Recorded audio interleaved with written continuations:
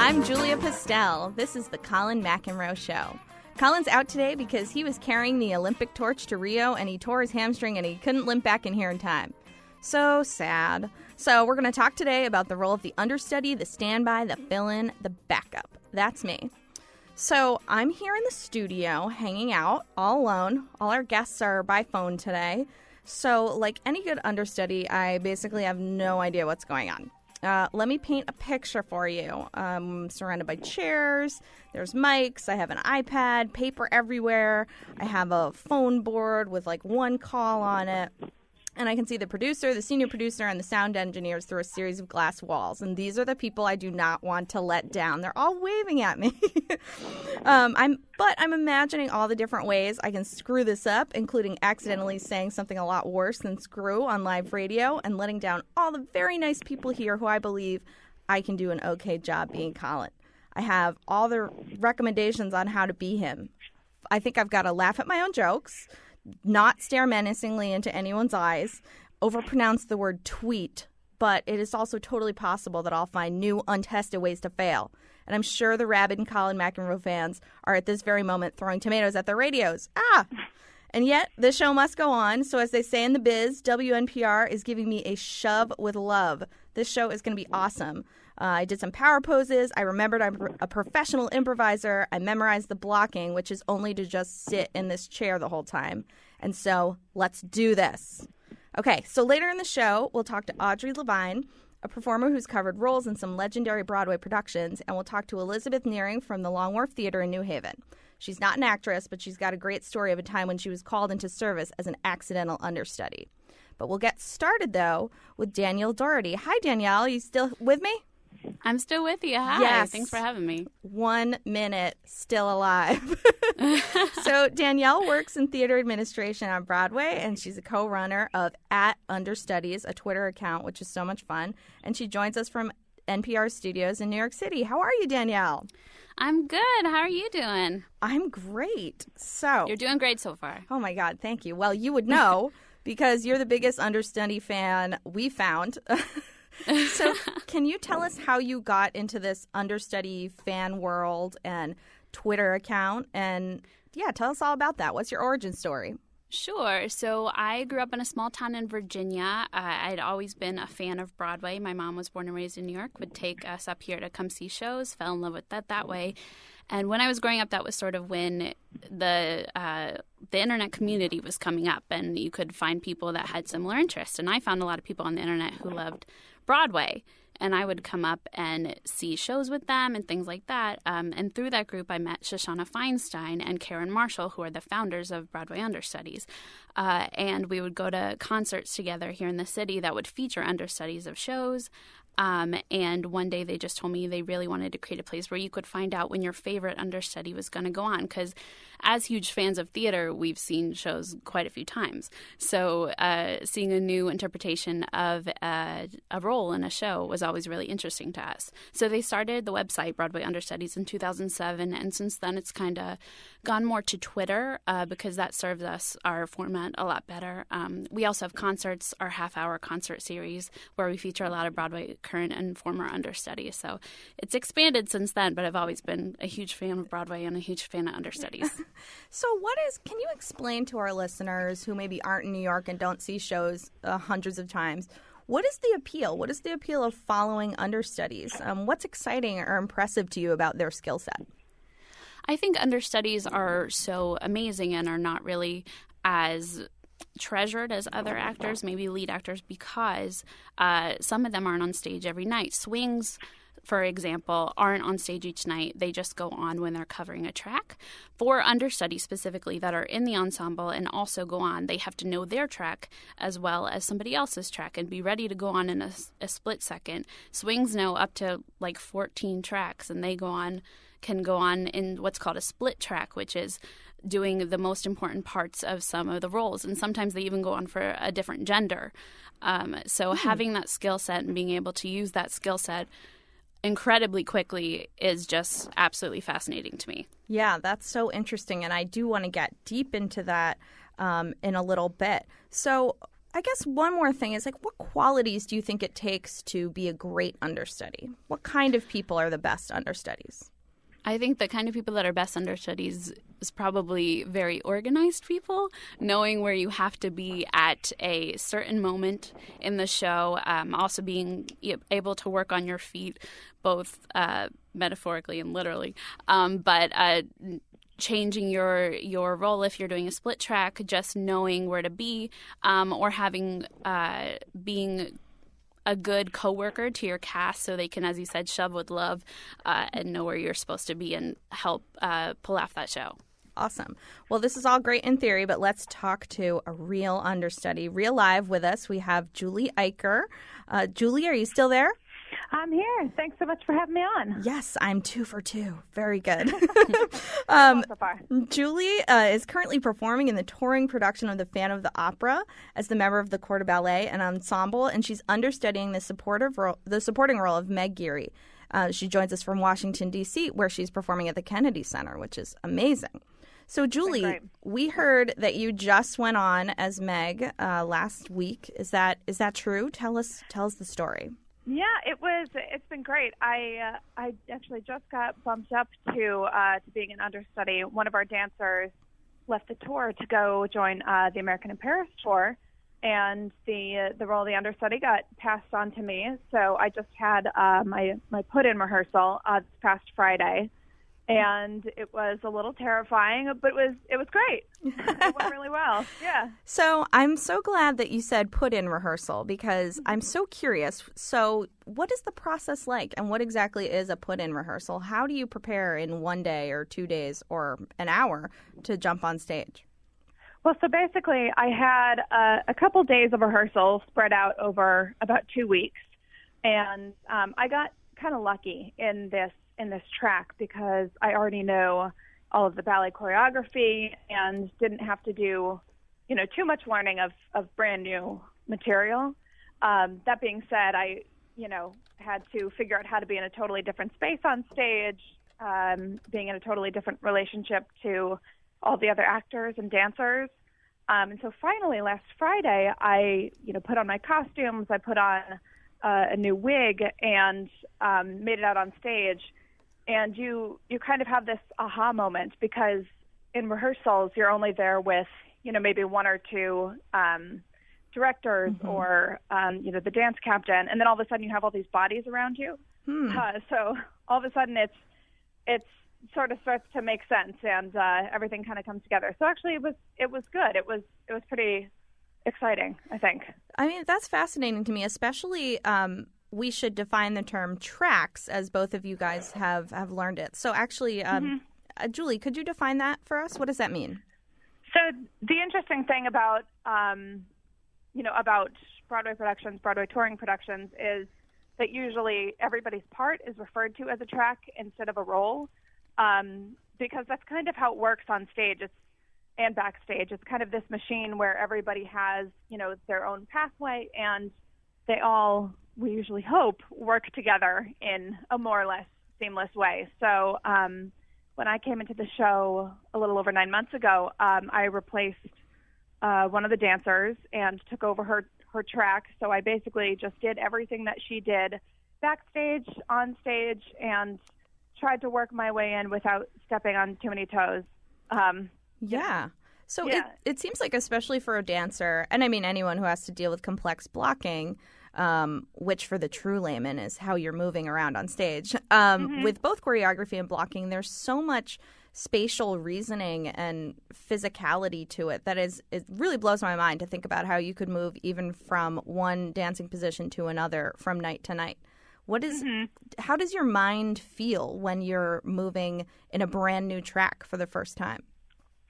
Well, that's kind of the interesting thing is, in the couple of weeks leading up to, when I finally got to do the role, as I was learning it, every time I would then go on stage at night and do my role in the Corps de Ballet, I would sort of be of two minds. One is doing my choreography as is, and the other is sort of keeping an eye out, keeping my mind partly where Meg would be on stage.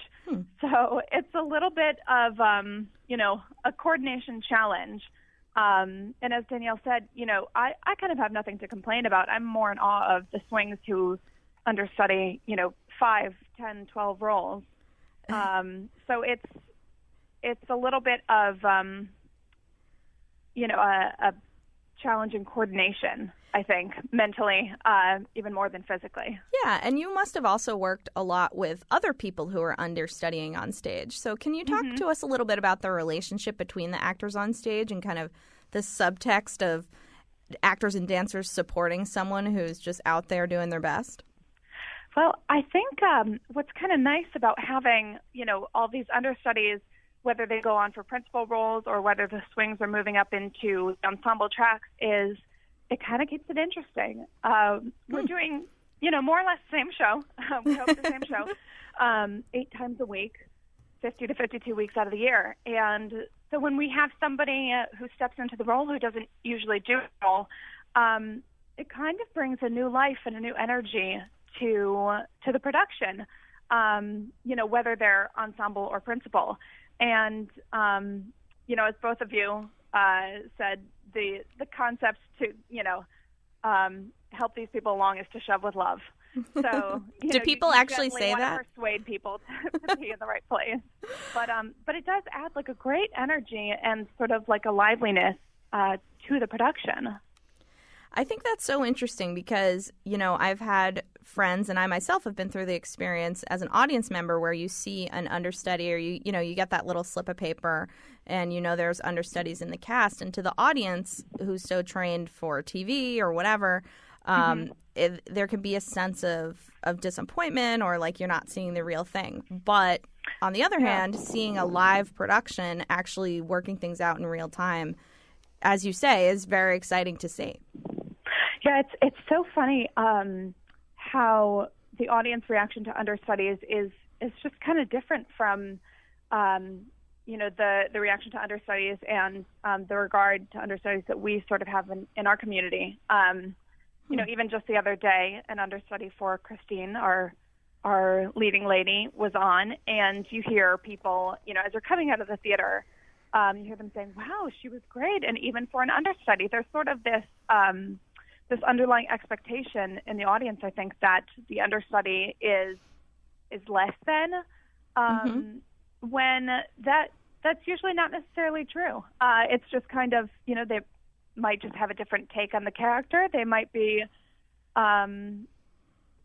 just another person who is able to do the role, but isn't necessarily doing it those 8 times a week. Well, I know Danielle appreciates it. So, Danielle, have you seen any great, dance understudies that you can recall in recent memory or, I don't know, non-recent memory that really impressed you with how smoothly they integrated themselves? I can't really say maybe dance understudies, but I have seen amazing understudies that have just blown me away. When I was growing up, I was a fan of Wicked, like most 14, 15-year-old girls. And I saw Megan Hilty, who's a star in her own right now, go on as Glinda, and she was just absolutely amazing. And I saw the show with the lead at that time and other understudies, but no one really showed off to me what Megan could do in her own right. So I think there are so many understudies that have their own amazing skill sets and own amazing talents that seeing the role portrayed in a different way than maybe the star that's hired to perform that role 8 shows a week might do is a fantastic thing. I mean, understudies are immensely talented in their own right. Yeah, I saw an understudy for Wicked too. Idina was not in it, and I was so disappointed, but it turned out the understudy was absolutely amazing. I don't know her name. I don't remember her name. So for me, she's just the character, which is pretty cool too. Julie, I know you have to go soon, but one last question for you. Sure. Can you tell us, if you don't mind talking about this, how the pay situation works? Because it's a job, and yet it changes based on the role you're playing, right? Right, yeah. So we get, our base ensemble pay, and luckily for somebody who does get an understudy track added on to their normal track, there's a little bit of a pay bump in our weekly salary. But the nice thing is when we do get to go on, we get a portion of that principal salary. So, for whenever I go on for Meg, it'll be, an eighth of her salary for each show because it's an eighth of the shows that she would be doing that week. Sure.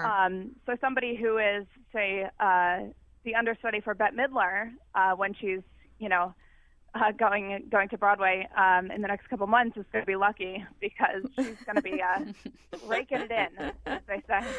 Wow, that is so fascinating. Okay. Yeah. Wow. Well, Julie, are there any roles that you would love to understudy, either in Phantom of the Opera or something else? I've been sort of exploring my voice a little bit more as I have joined this show. I came from ballet companies, from the ballet world, and more of a recent addition to the musical theater world. So being on tour and being in this show has kind of given me an opportunity to take voice lessons and sing a little bit more. So I would love to get the opportunity to understudy some more singing roles as well as dance roles. Because already, even though Meg is, a smaller role, a supporting role, it's still challenged me in ways that I actually didn't even anticipate from both the vocal side of things and in acting. So, more roles, more versatile roles, bigger roles. I will try not to be choosy. I'll take what comes my way. Well, it seems like what you're saying is really cool because you get to test out a role once in a while, see how you feel about it, but you're still employed in the production. So it's kind of the best of both worlds. I am. I get to be pretty lucky. And also, keeps things interesting. Having a couple different roles in the back of my mind. It sure sounds like it. Yeah, and it's exciting, when you get to go on for someone else. Yeah. And you're also on tour, so the actual physical theater changes every time, too. That's an interesting challenge. We're pretty lucky because, our set is so enormous, we actually travel with our floor. We travel with a steel floor. Our set is actually so heavy that we need to have a specially reinforced floor to actually support it. So usually the onstage traffic, if you will, doesn't change too much. But there's for every, piece that you see on stage, there's, probably twice as much going on backstage. So that's sort of where the challenge is when we're changing theaters. It's, figuring out those backstage pathways and all of that traffic and, hoping that all works out okay.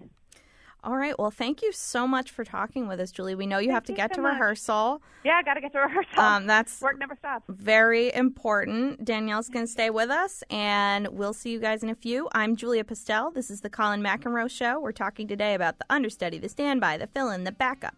After a quick break, we'll talk to Audrey Levine, a performer who's covered roles in some legendary Broadway productions as an understudy and a swing. So we'll get into what that means after the break.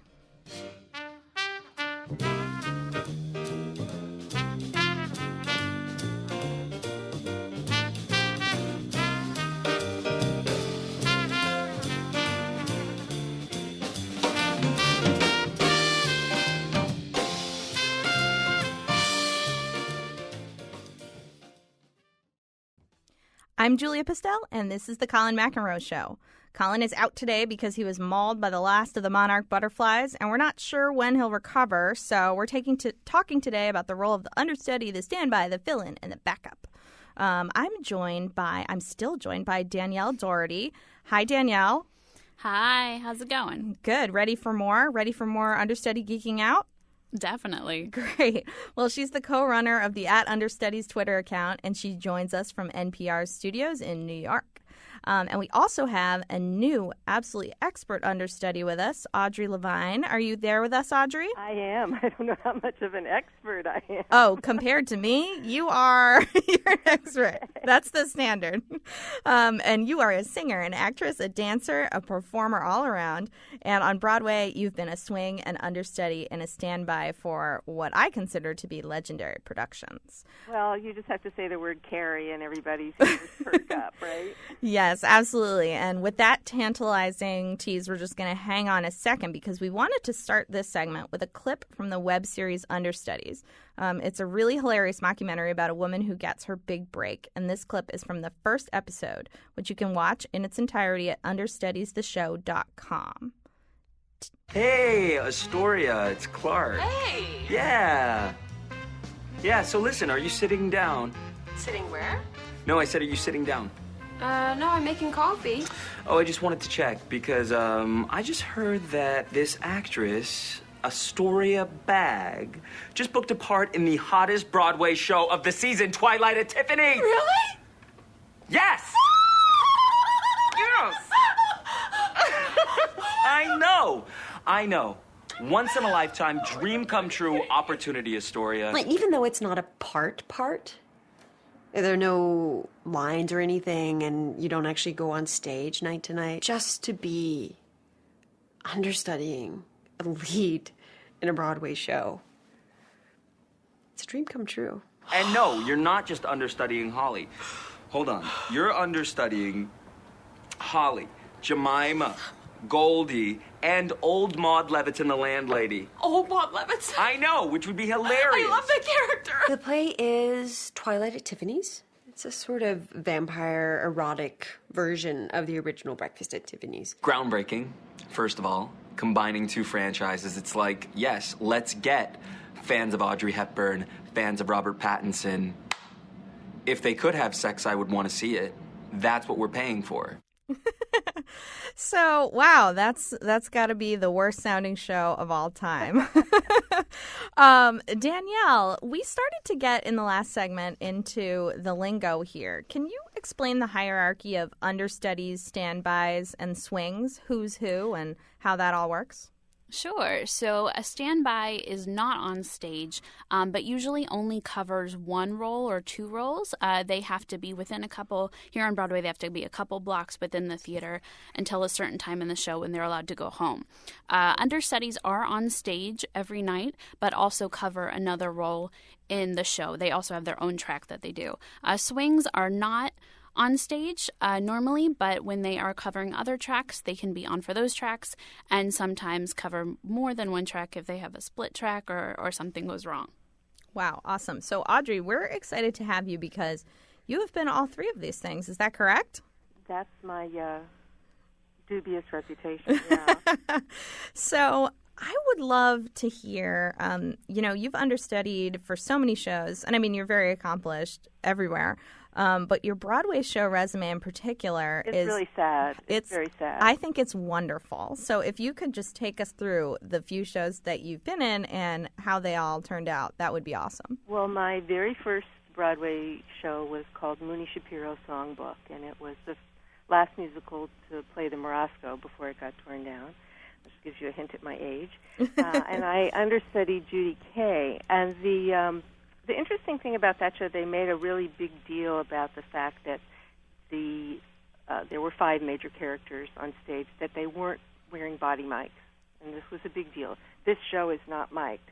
But there were 3 understudies, and we spent the entire show in the pit singing along, doubling the show, so we actually were the mics. So that was my first understudy job. And how many performances did that show last? We closed opening night. Okay, so next on my list here I have Rags. Oh, that was a bunch of years later and some other swing and understudy stuff in between. But yeah, Rags, I think was probably one of my most special experiences. I understudied Teresa Stratas, who was the lead, and I also had a small part in the show, and a lot of my scenes were with her, so I really got an up close and personal perspective of her work, and also just found her so incredible to work with. I loved that show, I really did. Awesome. And no, I did not go on. We also closed quite early after a long tryout in Boston and a few weeks previews in New York, and that one closed right away, too.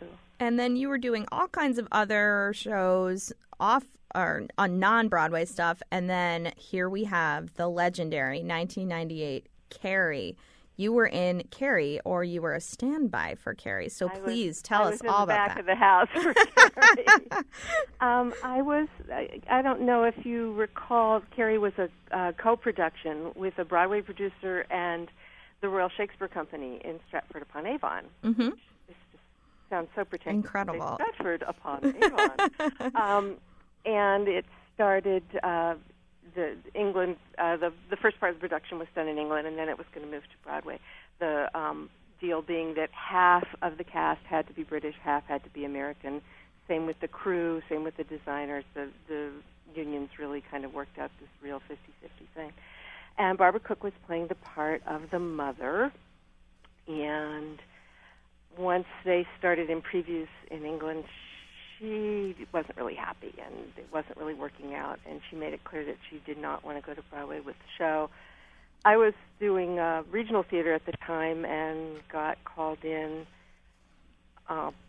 because at that time they were courting Betty Buckley to do it on Broadway, and I got called in as standby because they thought I could cover for either of them.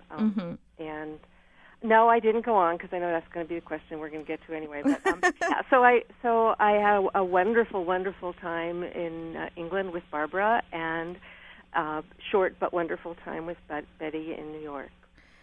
And why do you think? I mean, Carrie is, for real Broadway nerds, just a legendary, and I say this with absolute love, flop. So you got to watch all this go down. So what do you think happened? What was that like? I have my theories. Yes, let's hear it. When we came back to New York, the director who viewed Carrie as a Jacobean tragedy as opposed to a high school musical, about kids in high school, told us all the things he wanted to fix, and they were all the right things, but he didn't do it. He locked himself in a room with Betty and just rehearsed and left everyone else kind of wondering what was going to happen.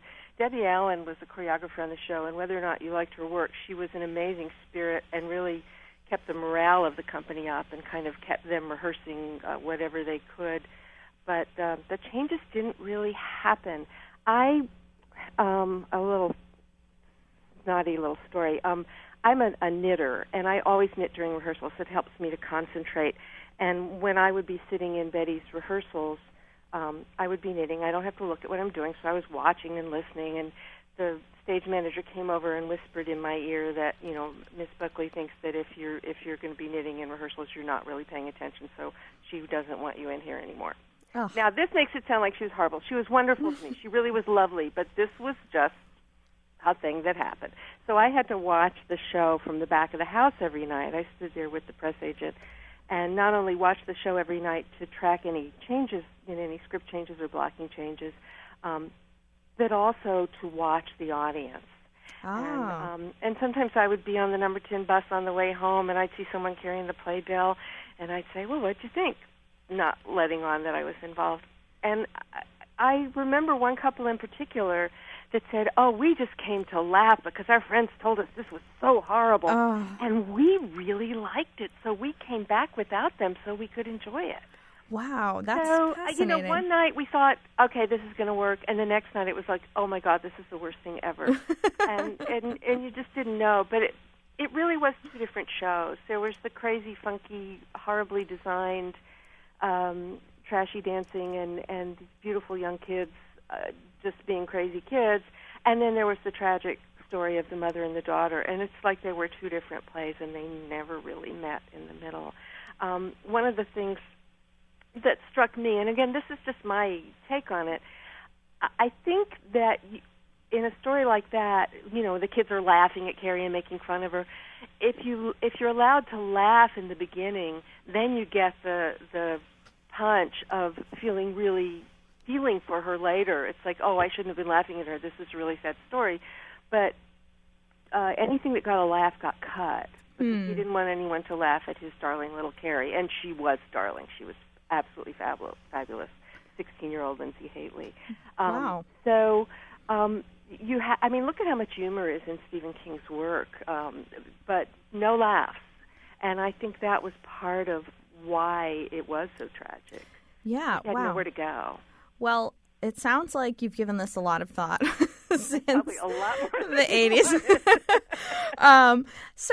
One thing that's really interesting to me about your story is that it almost feels like the job of being a Broadway performer becomes so different because most of the work ends up being in the rehearsal room or from the back of the house, as you say.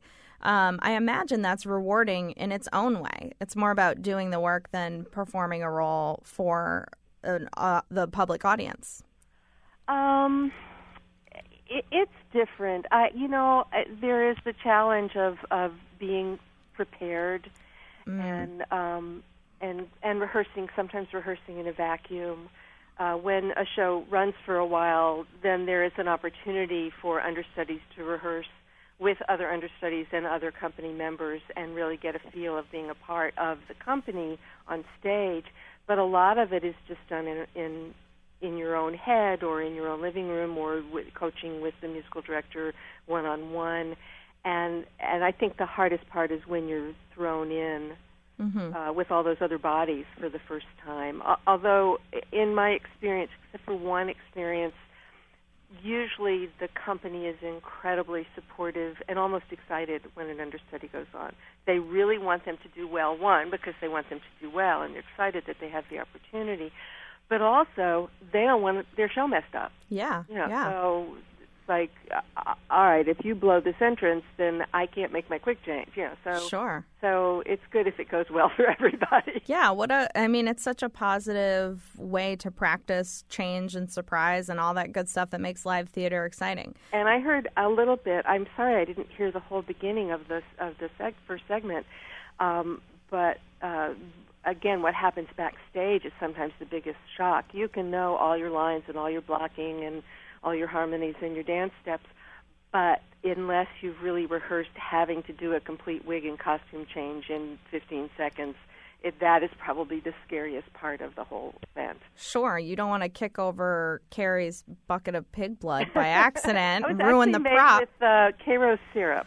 Oh, yes. Well, I hope it wouldn't be real. And it was just a real. Can I say the word bitch? It was a bitch to get out of the clothes for the wardrobe department every night after the show. Well, I have no idea if you're allowed to say that, but you did. I did. What can I say? So one last question before we go to our next break. So Danielle kindly told us all about swings, and you have been a swing before, and you told us about a story. You were in Nonsense, and just tell us how you memorized so many different tracks, so many different parts. Well, we were referred to as the Understudies, and there are 5 characters in that show, and you covered all 5 of them. And I'm a pretty ADD, and I'm very visual, and I color-coded the show. So every nun was a different color, and I had a colored folder and the script highlighted in that color and the choreography marked and the harmonies marked, so that if I knew I had to go on for a particular nun, I would just, grab the blue folder for Robert Ann, grab the pink folder for Hubert, and, that's how I got through it. Because they're so similar, because that was such a fun, silly show, and it's very, you're just doing a simple little box step, but you're doing it in position 2, or you're doing it in position 4, or you're turning to the left, or you're turning to the right.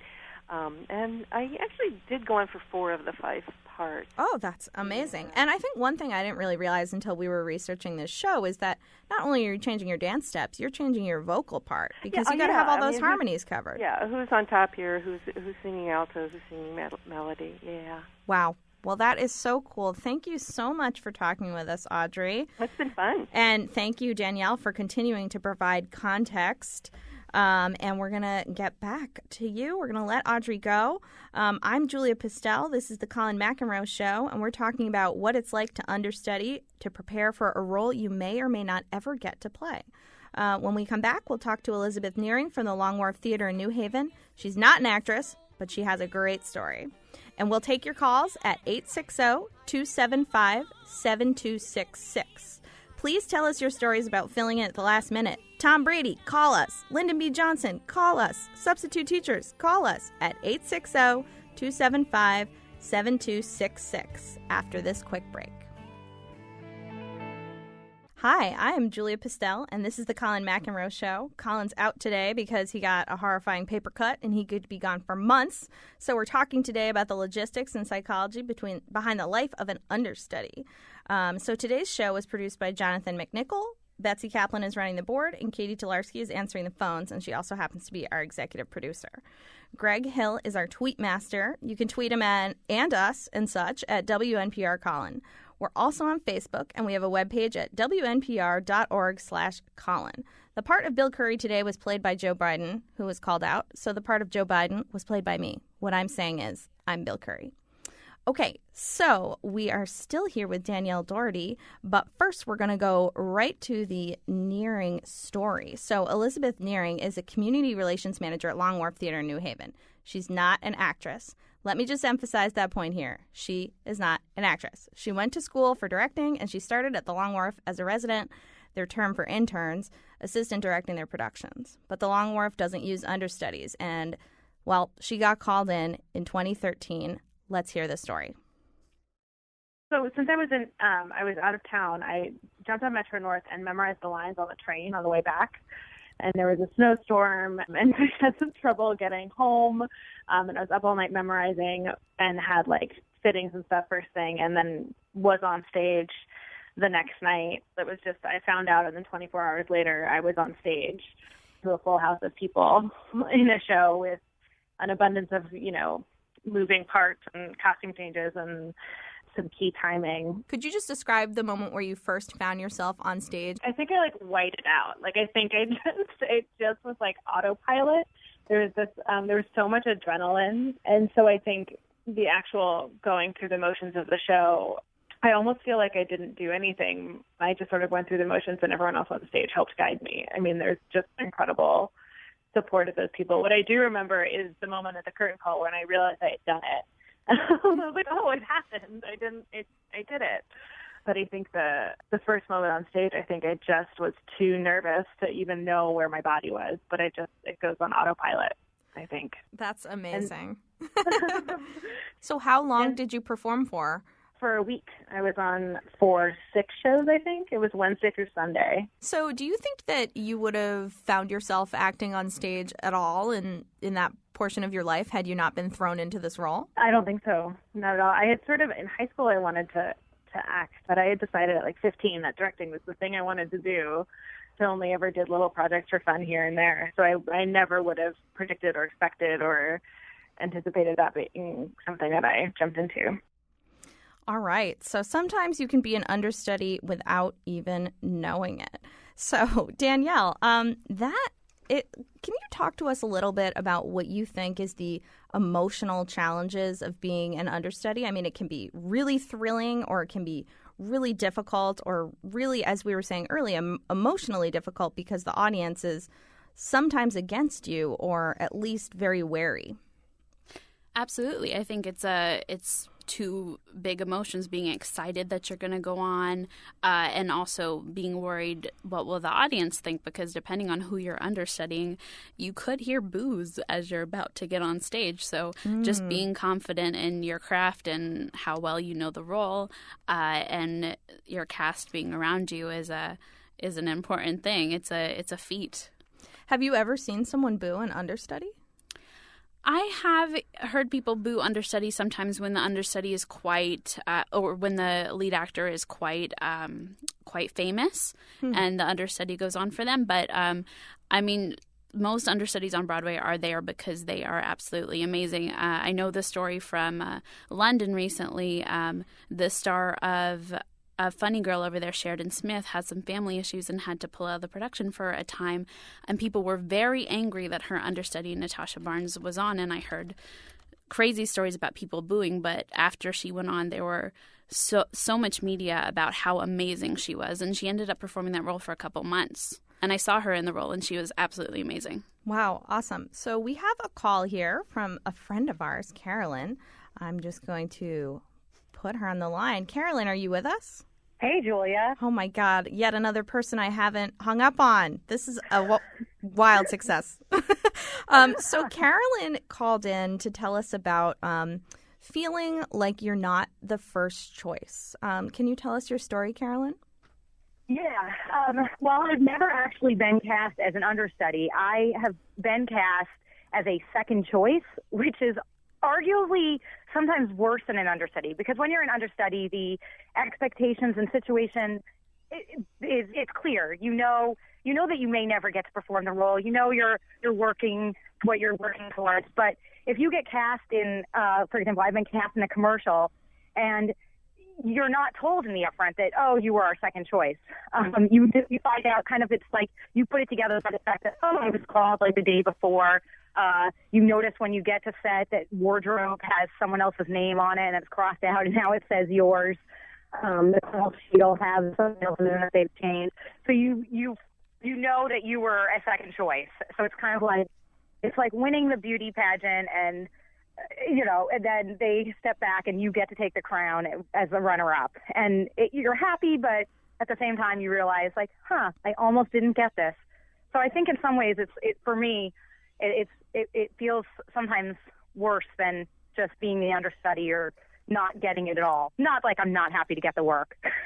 Yeah, I mean, I think Danielle, though, can probably tell us a whole bunch of stories of understudies who ended up being more famous than the people they were understudying. Is that true, Danielle? Have there been breakout understudies?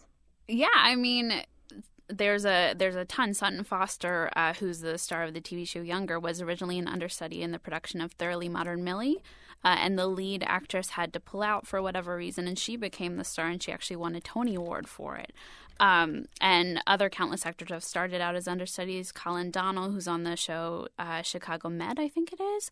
Megan Hilty, as I mentioned before. Lots of really prominent actors get their start as understudies or going up, filling the ranks, as it were, in theater. And that's the thing. When you're a performer, you're hungry for all the opportunities.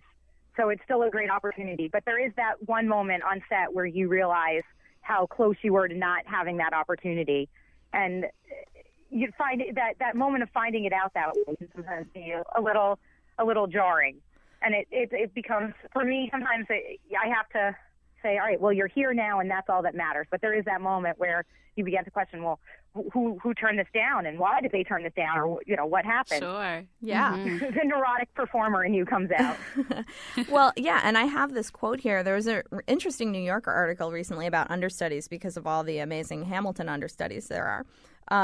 And this is a quote from Bebe Neuwirth, who for theater geeks is very famous. So she said, "I could feel these waves of hatred coming off of the audience when she was a standby for Sweet Charity," which is such an intense image.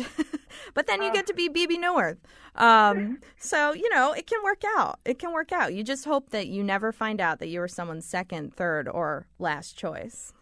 Right, yeah, that's what you wonder. How many choices down the line was I? Well, thank you so much for calling in, Carolyn. Of course. It's too real. It's too raw. Yeah. Talk to you later. I just came back from filming in California where I'm pretty sure it was not a second choice. So. Oh, perfect. That. Good. All right. Thanks. All right. Bye.